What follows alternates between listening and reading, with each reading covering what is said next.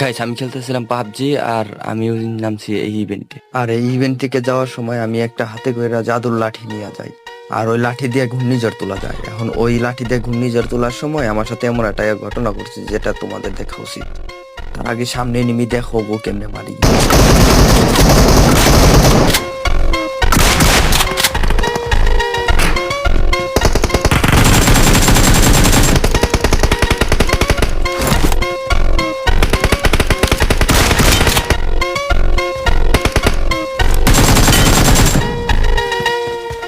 আমি টর্নেডো নিয়ে যাইতেছিলাম, তখনই সামনে থেকে দেখি আরেকটা টর্নেডো আইতাছে। আর দুইজনের টর্নেডো একসাথে হয় আর আমি টর্নেডোতে আটকিয়ে যাই। এখন তোমরাই বলো কেমন লাগে।